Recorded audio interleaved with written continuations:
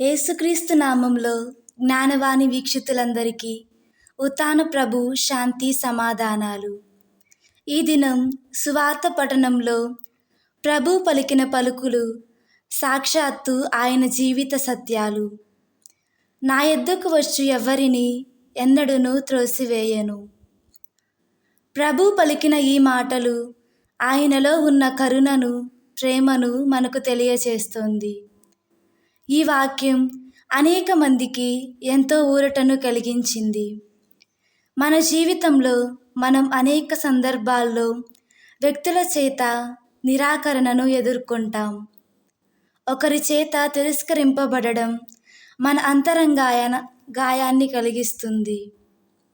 ప్రతి వ్యక్తి తాను ఇతరులచే అంగీకరింపబడాలని కోరుకుంటాడు. మనం ఏ స్థితిలో ఉన్నా సరే ఆయన యొద్దకు రాగలము. పాపులను చేరదీసిన ఆయన రోగులను, వ్యాధిగ్రస్తులను, చిన్నారులను ఆహ్వానించిన ప్రభువు మనల్ని కూడా అంగీకరిస్తాడు, దగ్గరికి తీసుకుంటాడు. ఆ ప్రేమను వ్యక్తం చేయుటకు ఆయన స్థాపించిన దివ్య సప్రసాదం గొప్ప ఆయుధం. ఇది నమ్మని వారికి రొట్టె, నమ్మిన వారికి క్రీస్తు దేహం. దివ్య సప్రసాదం క్రైస్తవ జీవితానికి కేంద్ర బిందువు వంటిది. ఇది క్రైస్తవ జీవనానికి మూలం, ఆధారం, పరాకాష్ట.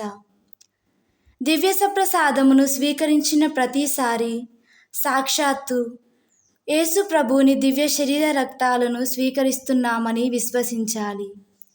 ఇది శ్రీసభకు గొప్ప ఆధ్యాత్మిక సిరి సంపద. దివ్య సప్రసాదంలో దైవ సాన్నిధ్యం నెలకొని ఉంటుంది. క్రీస్తు ప్రభువు మన హృదయాలలో నివసించడానికి, మన ఆత్మలను పెంచి పోషించడానికి ఈ దివ్య సప్రసాదాన్ని స్థాపించారు. 1 కొరింథీలకు 11వ అధ్యాయము 22వ వచనంలో పునీత పౌలు గారు అయోగ్యంగా ప్రభు భోజనం భుజించరాదని కోరాడు. అయోగ్యముగా ప్రభు రొట్టెను ఎవడైనా తినినను, లేక ఆయన పాత్ర నుండి తాగినను అతడు ప్రభు శరీరానికి, రక్తానికి వ్యతిరేకంగా పాపం చేయుచున్నాడు.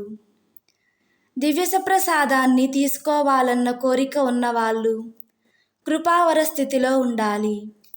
ఎవరైనా తనలో చావైన పాపం ఉందని భావిస్తే సఖ్యతా సంస్కారంలో క్షమాపణ అందుకున్న తరువాత మాత్రమే దివ్య సప్రసాదం స్వీకరించాలని సత్యోపదేశం సూచిస్తుంది.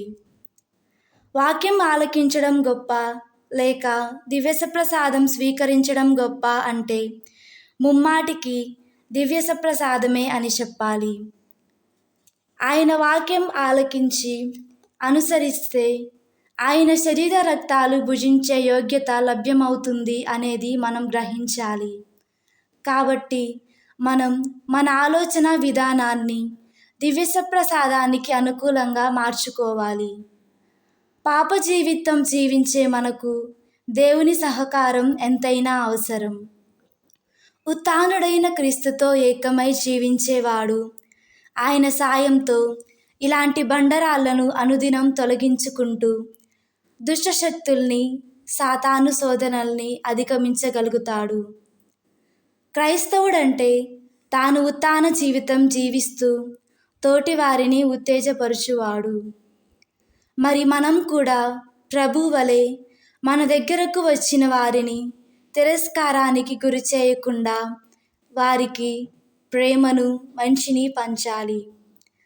తిరస్కరణ గాయపరుస్తుంది, అంగీకారం, ప్రేమ స్వస్థపరుస్తుంది.